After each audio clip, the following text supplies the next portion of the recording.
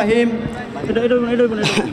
বৈষম্যহীন বাংলায় আবারও বৈষম্য, যে বৈষম্য বিরোধী আন্দোলনের মাধ্যমে আজকের এই স্বাধীন বাংলাদেশ নির্মিত হয়েছে, তার অগ্রণী ভূমিকায় যারা ছিল তারা কেবলমাত্র বেসরকারি বিশ্ববিদ্যালয়ের একাংশ।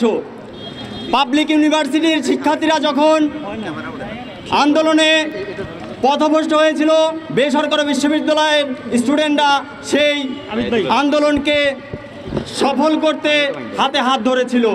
কিন্তু আজকে বেসরকারি বিশ্ববিদ্যালয়ের স্টুডেন্টদের যে নাজেহাল অবস্থা তা সকলে অবগত আছেন।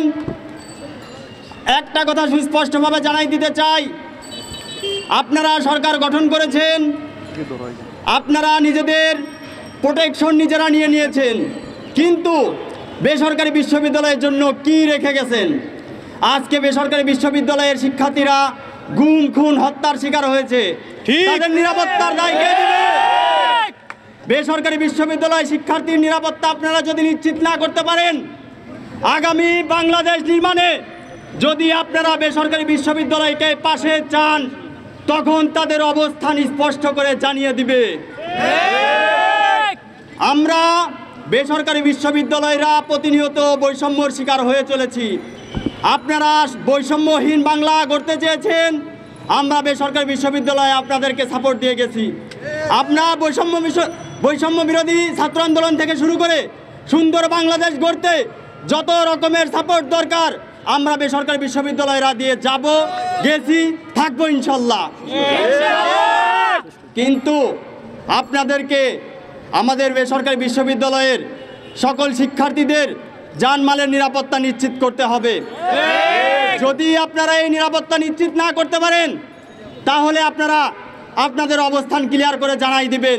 আমরাও আমাদের অবস্থান ক্লিয়ার করে জানাই দেওয়ার জন্য প্রস্তুত আছি ইনশাল্লাহ।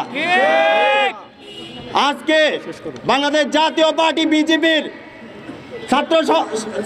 ছাত্র সংগঠন বাংলাদেশ জাতীয় ছাত্র সমাজের উদ্যোগে ইস্ট ওয়েস্ট নর্থ সাউথ সহ যে সকল ইউনিভার্সিটির শিক্ষার্থীদের হত্যা করা হয়েছে, সেই শিক্ষার্থীদের প্রতিবাদে আমরা সোচ্চার হয়েছি। আমি আজকের অনুষ্ঠানের মাধ্যমে বাংলাদেশের সকল বেসরকারি বিশ্ববিদ্যালয় শিক্ষার্থীদের আহ্বান করতে চাই, আপনারা আমাদের সাথে একত্রতা পোষণ করুন এবং আমাদের সকলের জানমালের নিরাপত্তা নিশ্চিন্তে আগামী 7 দিনের কর্মদিবসের মাধ্যমে তারা যদি সুস্পষ্ট বক্তব্য নিশ্চিত না করতে পারে, আমরা আমাদের সুস্পষ্ট বক্তব্য নিশ্চিত করবো ইনশাল্লাহ। এই বক্তব্য শেষ করছি। বাংলাদেশ তোমার দেশ, আমার দেশ।